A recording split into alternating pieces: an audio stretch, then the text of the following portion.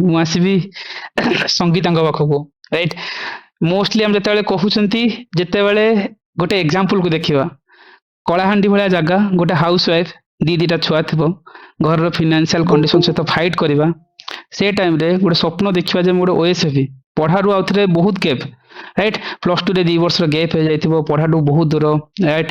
Direction ନଥିବ, ଭୁବନେଶ୍ୱର ଭଳିଆ ଦାମୀ ଜାଗାରେ କୋଚିଂ ନେବାର ସୁଯୋଗ ନଥିବ, ଯେବେ କୋଚିଂ ନେଇଥିବ ଗୋଟେ କାନର ସୁନା ଫୁଲ ବିକି ଦେଇକି କୋଚିଂ ନେଇଥିବ, ଆଉଟପୁଟ କିଛି ମିଳିନଥିବ, ରାଇଟ୍। ଏଗେନ୍ ସେତେବେଳେ 600 ପୋଷ୍ଟ ଯିବା, ତାପରେ 400 ପୋଷ୍ଟରେ ଇଣ୍ଟରଭ୍ୟୁ ଗଲା ବେଳକୁ, ରାଇଟ୍, ଡିରେକ୍ସନ ନାହିଁ, ବାଟ୍ ଇଣ୍ଟରଭ୍ୟୁ ଯିବା, ଏଗେନ୍ କଟିଗଲା ପରେ କେହି ପଚାରି ନଥିବେ ଯେ ହବ କି ନ ହବ, ରାଇଟ୍। ଯୋଉ ଜାଗାରେ ସ୍ୱପ୍ନ ଦେଖିବା ମନା ଫିଲ୍ ହୁଏ, ରାଇଟ୍, ଯୋଉଠି ଲାଗେ ଯେ ଆମେ ଆମେ ଯୋଉ ଆସ୍ପିରାଣ୍ଟସ୍ ମାନେ ଅଛନ୍ତି 24/7 ପଢୁଛନ୍ତି, ରାଇଟ୍, ସେମିତିଆ କେସରେ ସଙ୍ଗୀତା ଇନ୍ ଏକ୍ସାମ୍ପଲ୍ସ, ଯିଏକି ହାଉସ ୱାଇଫ, ଦିଟା ଛୁଆଙ୍କୁ ନେବା, ଆଣ୍ଡ ଏଭ୍ରି ଇୟର ଫେଲର ପରେ ମୋରାଲି ଡିପ୍ରେସ ନ ହେଇକି ଲଢିବା, ରାଇଟ୍। ପ୍ଲାଟଫର୍ମ ସିନା ଫର୍ମାଲି ଲାଷ୍ଟ ଇୟର, କିନ୍ତୁ ଯେତେବେଳେ ସଙ୍ଗୀତା ହେରିକା 2022 ରୁ ମୋ ସହିତ ଆସୋସିଏଟ୍ ହେଇକି ଅଛନ୍ତି, ଏଭ୍ରି ଡେ ଏଭ୍ରି ମୁଭମେଣ୍ଟ, ମୋର ଏଭ୍ରି ପାର୍ଟିରୁ ଯାହା ବାହାରେ ସଙ୍ଗୀତାଙ୍କ ନୋଟରେ ତାହା ଥିବ, ରାଇଟ୍। ତାଙ୍କୁ ଆଜି ବି ପଚାରିବ, ସେ ପଲିଟି ହଉ, ଲକ୍ଷ୍ମୀକାନ୍ତ ହଉ, କି କିଛି ଜିନିଷ ନାହିଁ, ମୋ ପାଟିରୁ ଯାହା ବାହାରିଥିବ ସେତିକି ସେ ନୋଟ୍ସ ପଢନ୍ତି, ସେତିକି ନେଇ ପ୍ରିଲିମ୍, ସେତିକି ନେଇ mains, you can ask them directly. କିନ୍ତୁ ମୁଁ ଯୋଉ କହିବା ଯେ ସିଚୁଏସନକୁ ଯୋଉମାନେ ଗାଳି ଦିଅନ୍ତି, ରାଇଟ୍, ଯେ ଆମର ଟାଇମ ଖରାପ, ଆମର କଣ୍ଡିସନ ଖରାପ, ଆମର ଫିନାନ୍ସିଆଲ କଣ୍ଡିସନ ଖରାପ, ଅଲଦୋ ମୋତେ କହିବା କଥା ନୁହେଁ, even the time still now I have never charge any amount of things for Sangeeta, right. I know କି ସିଚୁଏସନ୍ସ କ'ଣ, ସେ ଲାଷ୍ଟ ଟାଇମ୍ ଆଉଥରେ ସାର୍ ଏତିକି କିଛି ଦେଇ, ମୁଁ ନା ସଙ୍ଗୀତା ତମେ ପଢାଅ, ସେ ଜିନିଷ। କିନ୍ତୁ ମୁଁ ଜାଣିଥିଲି ଯେ ଗୋଟେ ଟାଇମ୍ସ ଅଛି, ଆଉ ସେ ଟାଇମ୍ ହିଁ ତମକୁ କ୍ରାକ୍ କରେଇବ। ଏଣ୍ଡ ସଙ୍ଗୀତା, ଏ ପ୍ଲାଟଫର୍ମ କେତେ ବେନିଫିଟ ଦେଇଛି ସେଇଟା ତ ପର କଥା, କିନ୍ତୁ ଏ ଜର୍ଣ୍ଣି ଆଜି କେତେ ଖୁସି ଲାଗୁଛି, ଆଉ ଏ ଯୋଉ ଭୁଲ ମିଷ୍ଟେକ୍ସ କ'ଣ ଥିଲା ଆଉ କେମିତି ରେକ୍ଟିଫାଏ କଲା, ଫାଇଟ୍ ବ୍ୟାକ୍ କେମିତି କଲ, let's people hear your voice, right. Let's hand over to Sangeeta. Sir ନମସ୍କାର sir, thank you sir. Sangeeta ମାନେ ଟିକେ ଭିଡିଓ ଅନ୍ କର, କଣ ଦେଖନ୍ତୁ କହିବି, ପିଲା ଟିକେ ପିଲା ଟିକେ ଦେଖନ୍ତୁ ଆଜି। ୟେସ୍ ୟେସ୍, କୁହ ସଙ୍ଗୀତା। ସାର୍ କଣ କହିବି ସାର୍, ମାନେ ମତେ ଆପଣ ହିଁ ବନେଇଛନ୍ତି, ମାନେ ପ୍ରିଲିମ୍ସ କେମିତି, ମାନେ ମୁଁ ତ ଜାଣିବି ନଥିଲି ନା କେତେ ଘଣ୍ଟା ପଢନ୍ତି କଣ, ବ୍ୟାକଗ୍ରାଉଣ୍ଡ ଯେହେତୁ ମୋର ମାନେ ଏଇ ଟାଇପ ର, ତ ମତେ କିଏ କହିବାକୁ ଲୋକ ନଥିଲେ କେତେ ଘଣ୍ଟା ପଢନ୍ତି, ତ ଆପଣ ହିଁ ମତେ ଶିଖେଇଥିଲେ ଯେ ରାତି ଯାକ ମଣିଷ ବସିକି ପଢନ୍ତି ବୋଲି। ମୁଁ ରାତି ଯାକ ପଢୁଥିଲି ସେତେବେଳେ, ଆପଣ ବି ଆମ ସାଙ୍ଗରେ ପଢୁଥିଲେ, ତ ଫାର୍ଷ୍ଟ ଟାଇମ ମୋର ସେଇଟା ଥିଲା କି ମୁଁ ଏତେ ସମୟ ପଢିଥିଲି।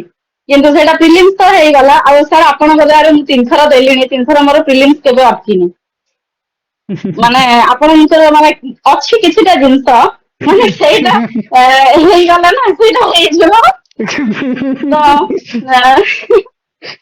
କିଛିଟା ଜିନିଷ ଅଛି, କିଛିଟା ପଏଣ୍ଟ ଅଛି, ସେଇଟା ମାନେ ମୁଁ ସବୁଥର ସେତିକି ହିଁ ପଢିକି ଯାଏ। ଆଉ ଆପଣ ଯୋଉ କ୍ଲାସରେ ବାର ବାର କହନ୍ତି କରେଣ୍ଟ ଆଫେୟାର୍ସ ସେତେ ମାନେ ଜୋର ଦିଅନି, ଆଉ ସେଇଟା ସତ କଥା, ଯିଏ ମାନେ ପିଲା ମାନନ୍ତୁ ନ ମାନନ୍ତୁ, ଆଉ ଆପଣ ତ ଜାଣିଛନ୍ତି ଆର ବର୍ଷ ଇଣ୍ଟରଭ୍ୟୁରୁ କଟିଗଲି, ତ ଆର ବର୍ଷ ମାନେ ମୋର ଏଇ ଟାଇମ ଟା ମନେ ପଡି ଯାଉଛି ଯେ ସେତେବେଳେ ମୁଁ କେତେ କାନ୍ଦୁଥିଲି ମୋର ହେଇନଥିଲା ବୋଲି। ବୋଧେ ସାର୍ ଆପଣ ଆର ବର୍ଷ ଷ୍ଟାର୍ଟ କରିନଥିଲେ, ତାପରେ ମାନେ ମୋର ଫେଲିୟର ପରେ ଆପଣଙ୍କୁ ମାନେ ବହୁତ ରିକ୍ୱେଷ୍ଟ କରୁଥିଲି କି ସାର୍ କରନ୍ତୁ କରନ୍ତୁ, ତାପରେ ଆପଣ କରିଥିଲେ, ତ ମୁଁ କହିବି ସାର୍ ସେଇଟା ଭଲ ହେଇଛି ଆପଣ ସେ ବର୍ଷ କରିନାହାନ୍ତି। କାହିଁକି ନା ସେ ବର୍ଷ କରିଥିଲେ ମୁଁ ମାନେ ଆପଣଙ୍କ କ୍ଲାସ ଜଏନ କରିପାରିନଥାନ୍ତି, ଯେହେତୁ ଆମର ମାନେ ଇଆଡେ ଘର କାମ ଚାଲିଥିଲା, ତ ଯେହେତୁ ମାନେ ଫାଇନାନ୍ସିଆଲ ଇସ୍ୟୁ, ତ ଆମେ ନିଜେ ହିଁ ସବୁ କାମ କରୁଥିଲୁ, ଲେବର ରୁମ ଯାଇଥିଲୁ ସେ ବର୍ଷ। ଠିକ ଅଛି। ମୋ ବାପା ମିସ୍ତ୍ରୀ କାମ କରନ୍ତି, ଆଚ୍ଛା। ଆଉ ଆମେ ସବୁ ଲେବର ହେଇଯାଇଥିଲୁ, ତ ସେଇ କାମ ଚାଲିଥିଲା, ତ ମୁଁ ମାନେ ସେତିକିରେ ବି ଭଗବାନଙ୍କ ଦୟାରୁ ବୋଧେ ନିୟମ ହେଇଯାଇଥିଲା। ତ ସେଇଟା ମାନେ ଗରିକି ତ ପଳେଇଥିଲି ଇଣ୍ଟରଭ୍ୟୁ, କିନ୍ତୁ ଠାକୁରଙ୍କର ବୋଧେ ଦୟା ଥିଲା କି ନାଇଁ ତୁ ଏଥର ଏକ୍ସପିରିଏନ୍ସ ନେଇକି ଯା, ନେକ୍ସଟ ଟାଇମ ଆସିଲେ ତୋର ହବ। ଆଉ ତାପରେ ଆପଣ ମାନେ ରିଲିଜ ତ ଆପଣ ମୋର ମାନେ ବିଫୋର ମାନେ 3 ଇୟର୍ସ ମାନେ ଯେବେଠୁ ମାନେ ମୋର ଷ୍ଟାର୍ଟ ହେଲା, ପ୍ରିଲିମ୍ସ ଆପଣ ମୋର କ୍ଲିୟର କରେଇ ଦଉଥିଲେ, ଆପଣ ମେନ୍ସ ପାଇଁକା କିଛି କରେଇ ନଥିଲେ। କିନ୍ତୁ ଏଥର ମାନେ ଟାଇମ, ଭଗବାନଙ୍କ ଦୟା, ଆପଣଙ୍କ ଆଶୀର୍ବାଦ ସବୁ ମିଶିକି ମେନ୍ସ ର ପ୍ରୋଗ୍ରାମ ଷ୍ଟାର୍ଟ ହେଲା ଯୋଗକୁ, ମାନେ ମୋ ଭାଗ୍ୟକୁ ମୁଁ କହିବି ମୁଁ ବହୁତ ଲକି, ମୋ ପାଇଁ ଆପଣଙ୍କର ମେନ୍ସ ଯୋଉ ଷ୍ଟାର୍ଟ ହେଲା ମୋର କ୍ଲିୟର ହେଇ ହିଁ ଗଲା ସେଇଥିରେ। ତ ତାପରେ ଆପଣ ମତେ ମାନେ ଆପଣଙ୍କୁ କଣ କୁହାଯିବ ସାର୍, ମାନେ ଭଗବାନ ସବୁଠି ଆସିପାରିବେନି ନା, ଆପଣଙ୍କୁ ମୋ ପାଇଁ ହିଁ ପଠେଇଥିଲେ, ଯେ ନାଇଁ ବେପର ରିଜନରେ ଗୋଟେ ଝିଅଟେ ଅଛି, ସେ ବହୁତ ପଢିବାକୁ ତାର ଇଚ୍ଛା, ଆଉ ତାକୁ ତମେ ହିଁ ନେଇପାରିବ ଆଗକୁ। ଆରେ ଏବେ ଯୋଉ ଟିକେ ଆଗରୁ 10ଟା ଆପଣଙ୍କ କ୍ଲାସ ଷ୍ଟାର୍ଟ ହେଲା ଟାଇମରେ ସେ ସମ୍ବାଦର ଜର୍ଣ୍ଣାଲିଷ୍ଟ ଫୋନ କରିଥିଲେ। ଆମର ମାନେ ଲୋକାଲ କେସିଙ୍ଗାରେ ସାର୍ ଆମେ 2 ଜଣ ପାଇଛୁ ଝିଅ। ହୁଁ ମାନେ ଟୋଟାଲ 2 ଜଣ ପାଇଛୁ, 2 ଜଣ ଯାକ ଫିମେଲ। ତ ସିଏ ଫୋନ କରିଥିଲେ, ତ ସିଏ ପଚାରିଲେ ମତେ କି ଆଉ ତମେ ମାନେ କାହାକୁ ଇନ୍ସପିରେସନ ମାନେ ତମେ କାହାକୁ କ୍ରେଡିଟ ଦବ? ତ ମୁଁ କହିଲି କି ଫାଷ୍ଟ ଭଗବାନଙ୍କୁ, ତାପରେ ମୋ ମା ବାପା ଆଉ ହଜବେଣ୍ଡ, ଆଉ ତାପରେ ମୋର ମାନେ ମେଣ୍ଟର ସାର୍ ଅଛନ୍ତି। ତ ତମେ ମତେ କହିଲେ କୋଉଠି ପଢୁଥିଲ, କୋଉ ମେଣ୍ଟର? ମୁଁ କହିଲି ତ ଅନଲାଇନ ରେ ହିଁ ପଢୁଥିଲି, ଆଉ ନେକ୍ସଟ ପ୍ଲାଟଫର୍ମ ଆଉ ଚିରଞ୍ଜିତ ସାର୍ ମେଣ୍ଟର। ତ ସେ କହିଲେ ଓହୋ, ତାପରେ କହିଲେ ତମର ଫଟୋଟା ଦବ ତ, ତାପରେ ମୁଁ ପଠେଇଥିଲି। ତ ମତେ ଖୁସି ଲାଗିଲା, ଯାହା ହଉ ମାନେ ଫାଇନାଲି ଏଇଟା ହେଲା। ସାର୍ ଆଉ କଣ କହିବି, ମାନେ ମଣିଷର କଣ୍ଡିସନ ଯୋଉ ଭଳିଆ, ଆପଣ ହିଁ ମାନେ ମତେ ଆଜି କରେଇଛନ୍ତି ଏତିକି ବାଟ। ଆଉ ସାର୍ ମୁଁ ଯେବେ ବି ଭଗବାନ ଆପଣଙ୍କୁ କରେଇଲେ ମାନେ ନାଇଁ ମାନେ ମାନେ ଆପଣ ନ ଲାଗିଲେ ମୋର ହବନି। ସେଇଥିପାଇଁକା ଯେହେତୁ ମାନେ ମେନ୍ସ ଟାଇମ ରେ ବି ମାନେ ମୁଁ ମାନେ ଭୁଲ ଭାଲ ଲେଖୁଥିଲି। ମୋର ମାନେ ମୁଁ ନିଜେ ବି ଜାଣିଛି ମୋର ଷ୍ଟାଣ୍ଡାର୍ଡ ସେତେ ନଥିଲା, ଲେଖା ଭଲ ନଥିଲା। କିନ୍ତୁ ଆପଣ ମତେ ଫୋନ କରି ପାଟି କରୁଥିଲେ କି ଆଉ ସଙ୍ଗୀତା ତମେ ଉତାରିକି ଲେଖିଛ? ମୁଁ କହିଲି ୟେସ୍ ସାର୍। କହିଲେ ତାହେଲେ ମତେ କାହିଁ ହାତ ଦେଖଉଛ? ମୁଁ କଣ ତମକୁ କଣ୍ଟେଣ୍ଟ ବିକୁଛି? ତାପରେ ସେଠୁ ପାଟି କରିଥିଲେ, ତାପରେ ସେଠୁ ମୁଁ କହିଲି ତାହେଲେ ମାନେ ତାପରେ ଆପଣ ଯୋଉ କହିଥିଲେ ତ ଠିକ ରେ ଲେଖା ଲେଖି ତାପରେ କଲି। ତାପରେ ଟିକେ ତ ଇସୁ ହଉଥିଲା ସାର୍, ଘର ମ୍ୟାନେଜ କରିକି ଛୁଆ 2ଟା ତ ପ୍ରୋବ୍ଲେମ ହଉଥିଲା, କିନ୍ତୁ ଯାହା ହଉ ଠାକୁରଙ୍କ ଦୟାରୁ ଫାଇନାଲି ହେଇଗଲା। ଆଉ ସାର୍ ମାନେ ଆଜି ଦୁଃଖ ବି ଲାଗୁଛି କି ମାନେ ମୋ ପର୍ସନାଲି 2ଟା ସାଙ୍ଗ ହେଇଯାଇଥିଲେ, ଆମ ତ ଗ୍ରୁପ ରେ ବହୁତ ହିଁ ସାଙ୍ଗ ଥିଲୁ। ତ ଶୁଭଶ୍ରୀ ନିହାରିକା ତାଙ୍କର ହେଲାନି, ସେଇଟା ମାନେ ମତେ ଦୁଃଖ ବି ଲାଗୁଛି ବହୁତ।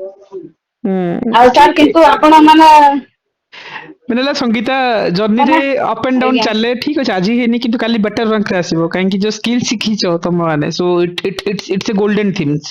ଯୋଉ ଜିନିଷ ମତେ 200 ପୋଷ୍ଟ ଯୋଉଠି 600 ପୋଷ୍ଟ ହେଇନି, 400 ପୋଷ୍ଟ ହେଇନି, 200 ପୋଷ୍ଟ ଏଣ୍ଟ୍ରି କରିବା କେମିତି, right? It's very difficult even the optionals. ଆଜ୍ଞା। ଯୋଉଠି କି ଗୋଟେ ବିଗେଷ୍ଟ ଡ୍ରବ୍ୟାକ୍ସ ଥିଲା, ମୁଁ ସବୁବେଳେ କହେ ଯେ ସଙ୍ଗୀତା ଅପସନାଲ୍ସ ତମର ବହୁତ ଇସ୍ୟୁସ୍ ଅଛି। ଆପଣ ଆପଣ ପୁରା ଅପସନାଲ ରେ ମୋର ଉଡେଇ ଦେଇଛନ୍ତି ବିନା ପଇସାରୁ। ଆପଣ ମତେ କହିଲେ କି ଆଉ ସଙ୍ଗୀତା ମୁଁ ତ ତାଙ୍କୁ ରିଫର କରିପାରୁନି କୋଉଠିକି, ଫାଇନାନ୍ସିଆଲ ଇସ୍ୟୁ ପାଇଁ ଆଉ କଣ କରିବା? ମୁଁ କହିଲି ସାର୍ ଆପଣ ମତେ ଯେତିକି କହିଦେବେ ନା ସେତିକିରେ ମୁଁ କିଛି ନା କିଛି ତ କରିଦେବି, ଆଇଡିଆ ହେଇଯିବ। ତ ଆପଣ ଲାଷ୍ଟ ମୋମେଣ୍ଟରେ ମାନେ ଯେତିକି ଯାହା କହିଲେ ସେତିକି ହିଁ ଇମ୍ପ୍ଲିମେଣ୍ଟ କରିକି ଆସିଥିଲି ଅପସନାଲ ରେ ବି। ଆଉ ସାର୍ ଆପଣ ମାନେ ଯୋଉ ଇଏଟା କରିଛନ୍ତି ପ୍ଲାଟଫର୍ମ ଟା, ତ ସେଇଟା ମାନେ ଗ୍ରୁପ ବି ମାନେ ବହୁତ ଭଲ ହିଁ ମିଳିଥିଲା ସାର୍। ସାଙ୍ଗମାନେ ବି ବହୁତ ଭଲ ଥିଲେ, ଯେମିତି କି ମାନେ ମତେ ସ୍ପେଶାଲି ବହୁତ ହେଲ୍ପ କରିଥିଲେ। ଆମେ ଡିସକସନ କରୁ ଓମ୍, ସୁଚିସ୍ମିତା, ସ୍ୱରୂପା, ଶୁଭଶ୍ରୀ। ତ ଆମେ ଗୋଟେ ଭଲ ଗ୍ରୁପ ହିଁ ହେଇଯାଇଥିଲୁ, ମାନେ ସବୁ ପ୍ରକାର ଡିସକସନ ଚାଲେ। ଆଉ ଆପଣ ବି ମାନେ ରାତି ରାତି ଯାକ ମାନେ ଏମତି ମାନେ ଏତେ ଇଏ ଥୋଡି କିଏ ଦେଖେଇବେ। ତ ମାନେ ଆପଣଙ୍କ ସାର୍ ମୋ ମା ବି ବହୁତ ଇଏ କରୁଥିଲେ।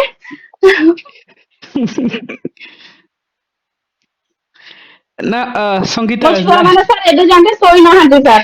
ମୋ ଛୁଆ ମାନେ କହୁଛନ୍ତି ମାମା ଆଜି ନିଦ ହଉନି। ନା ସଙ୍ଗୀତା ଗୋଟେ ଏକ୍ସାମ୍ପଲ, ଗୋଟେ ବ୍ୟାକୱାର୍ଡ ରିଜନ୍ସ ରୁ ଆସିବା, ଏଣ୍ଡ ତମେ ନିଜେ ଚେଞ୍ଜ ହେଇନ, ତମର ଏ ଜର୍ଣ୍ଣି ବୋଧେ ତମ ପିଢିକୁ ଚେଞ୍ଜ କରିବ, ରାଇଟ? ଯୋଉ ଷ୍ଟ୍ରଗଲ ର କାହାଣୀ ତମେ କହୁଛ, ରାଇଟ? ସେଇଟା ହୁଏତ ଫ୍ୟୁଚରରେ ଅନ୍ୟମାନଙ୍କ ପାଇଁ ଇନ୍ସପିରେସନ ହେଇକି ଯିବ।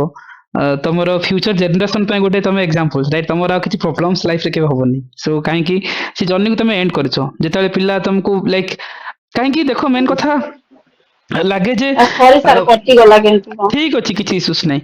ସୋ ଯେତେବେଳେ ଆମେ ଆଜ୍ଞା କହୁ ଯେ ପଢିବା ଠିକ ଅଛି, କିନ୍ତୁ ପଢିବା ସହିତ ଗୋଟେ ଯଦି ପ୍ରପର ୱେରେ, କାହିଁକି ତମେ ତ ଆଗରୁ ବି ଲେଖୁଥିଲ, ଲେଖା ଭିତରେ ଯୋଉ ମେଜର ଜିନିଷ ରହିବା କଥା, ଯୋଉଠି କି ତମେ କାମ କରିବ, ଯୋଉଠି ସ୍କୋର ବଢେ, ଯେମିତି ଅପସନାଲ ତମର ଗୋଟେ ବିଗେଷ୍ଟ ଇସ୍ୟୁ ଥିଲା। ମୁଁ ସବୁବେଳେ କହିବି, ମୁଁ କହିବି ମୁଁ ତ ବାହାରେ ରେଫର କରିବି ତ ପଇସା ଲାଗିବ, ମନ ମାନେ ତ ମାଗନ୍ତି, କିନ୍ତୁ କଣ କରିବା? ସୋ ଆଟଲିଷ୍ଟ ମୁଁ ଯେତିକି ଟାଇମ ଦଉଛି ଥରେ ଶିଖ ଆଟଲିଷ୍ଟ। ଏଣ୍ଡ ଯୋଉ ଜିନିଷ ତମେ ଇମ୍ପ୍ଲିମେଣ୍ଟ କଲ, ସେଇଟା ହିଁ ମ୍ୟାଜିକ ଥିଲା ଏ ବର୍ଷ ତମ ପାଇଁ। ସୋ ସେଇଟା ହିଁ ଗୋଟେ ଜର୍ଣ୍ଣିର ଗୋଟେ ବେଟର କହିପାରିବା। ଏଣ୍ଡ ମେ ବି ଏଇଟା ତମର ସକ୍ସେସ ନୁହଁ, ଏଇଟା ତମ ପାଇଁ ଗୋଟେ ପିଢିକୁ ତମେ ଚେଞ୍ଜ କରୁଛ ତମ ଫ୍ୟାମିଲିରେ, ଆଉ ସେଇଟା ତମକୁ ବହୁତ ଆଗକୁ ଇଏ ନବ। ସାର୍ ମାନେ ଆମ ଘରେ ନା ମାନେ ଆମ ବାପାଙ୍କ ଘରେ ବି ମାନେ ଏତେ କିଏ ପଢିନାହାନ୍ତି ଏତେ ଦୂର। ତାପରେ ଶାଶୁ ଘରେ ବି କିଏ ନାହାନ୍ତି, ତ ମୁଁ ହିଁ ଫାଷ୍ଟ ଆମ ଏରିଆରେ ବି। ହୁଁ ହୁଁ ହୁଁ। ସୋ ସେଇ କଥା, ମୁଁ ସେଇ କଥା ହିଁ କହୁଥିଲି ସଙ୍ଗୀତା, ଯେ କେହି ବି ନାହାନ୍ତି ସେଇଠୁ ତମେ ବାହାରିଛ। ଆଉ ଆଜି ଗୋଟେ ଯୋଉ ଏକ୍ସାମ୍ପଲ କ୍ରିଏଟ କରୁଛ, ଯେତେବେଳେ ପିଲା ଏକ୍ସକ୍ୟୁଜେସ ଦିଅନ୍ତି, ଭାଙ୍ଗିଯିବା, ଭାଙ୍ଗିକି ପଢିବାନି, ପଢିକି ଛାଡିଦେବା, ବା ଡ୍ରବ୍ୟାକ୍ସ ଏଭ୍ରି ଟାଇମ୍ସ ର ଫେଲୁଅର୍ସ ପରେ ଆଉ ଥରେ ଲଢିବାର ଯୋଉ ପ୍ରୟାସ ଥାଏ ରାଇଟ୍। ମୋର ମୋର ମନ ଅଛି ସୋ ସଙ୍ଗୀତାକୁ ୟୁ କ୍ୟାନ୍ ଆସ୍କ ଲାଇକ୍ ମୁଁ ଏମିତି ତାଙ୍କ ପାଇଁ କିଛି ମେନ୍ସ ପାଇଁ ତମେ ଯେମିତି 10ଟା ବହି ମେଟେରିଆଲ୍ସ ରଖୁଥିବ ସଙ୍ଗୀତା ପାଖରେ ସେମିତି କିଛି ନଥିବ। ଯାହା ସେସନରେ ମୁଁ ଯାହା କହେ ସେଇଟା ହିଁ ତାଙ୍କର ନୋଟ୍ସ ପ୍ରିଲିମ୍ସର। ଆଉ ଏଥର ମେନ୍ସ ବୋଧେ ତ ସେତିକି ହିଁ ବହୁତ ଲିମିଟେଡ ଜିନିଷ ତ ଶିଖେଇଥିଲି। ଆଉ ତାକୁ କୋଉ ଭାବରେ ପ୍ରେଜେଣ୍ଟ କରିବ ସେଇଟାରେ ହିଁ ବୋଧେ ସଙ୍ଗୀତାଙ୍କର ନୋଟ୍ସ ଆଉ କିଛି ନଥିବ ତାଙ୍କ ପାଖରେ। ସୋ ଏଇଟା ଗୋଟେ ୱେ ଥିଲା। ସୋ ସାର୍ ଏଥର ମେନ୍ସ ପାଇଁ ଆପଣ ଆମ ପାଇଁ ମାନେ ବହୁତ ପରିଶ୍ରମ କରିଥିଲେ। ଆମେ କଣ କଲୁ ଆମେ ତ ଖାଲି ଲେଖିଲୁ ସେଇ ଫର୍ମାଟ ଫଲୋ କଲୁ। କିନ୍ତୁ ଆପଣ ଯୋଉ ଭଳିଆ ମାନେ କରିଥିଲେ ନା ମାନେ ସେମିତିଆ କୋଉଠି ମିଳିବନି। ଏବେ ମାର୍କେଟରେ ଧୀରେ ଧୀରେ ହାଲା ହେଇଗଲାଣି। ମୋ ସାଙ୍ଗ ପିଲା ଫୋନ କରିକି କହୁଛନ୍ତି ଆମ କ୍ୟାମ୍ପସ ଜଏନ୍ କରିବୁ। ଠିକ ଅଛି ଏପ୍ରୋଚ ରହେ ସମସ୍ତଙ୍କର ଡିଫରେଣ୍ଟ ଡିଫରେଣ୍ଟ ରହେ ସେଇଟା ତ ଅଲଗା କଥା। କିନ୍ତୁ ମେନ୍ ହେଲା Sangeeta it's proud movement and it's your celebration time. And ଯୋଉ ଷ୍ଟ୍ରଗଲ ତମେ କରିଥିଲ 22 ମସିହାରେ ମନେ ଅଛି ଗୋଟେ ସେସନ ମୋର ମିସ୍ ହେଇଗଲେ ସଙ୍ଗୀତା ପରଦିନ କଲ୍ କରିବେ ସାର୍ କଣଟା କରିଦେଲେ ମୁଁ ରହିଗଲେ।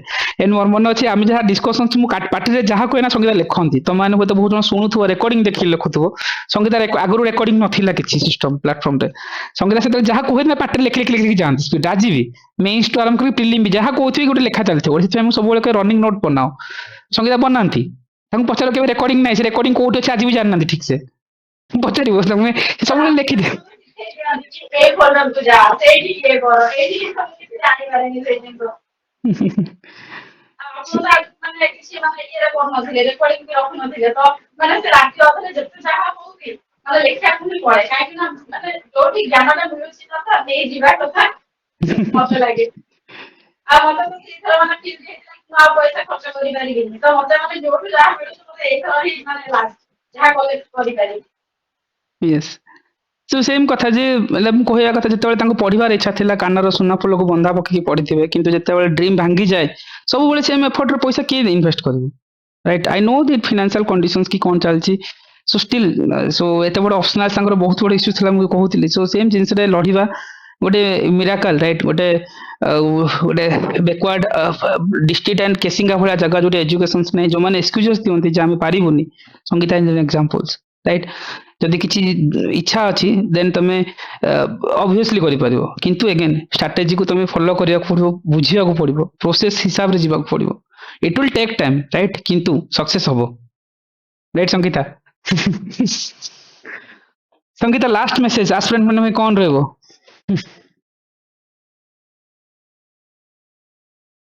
ଓକେ ମାଇଟ୍ ବି ବିଜି ଅଛନ୍ତି ବୋଧେ କିଛି ପ୍ରୋବ୍ଲେମ୍ସ ଥିବ ସୋ ଓକେ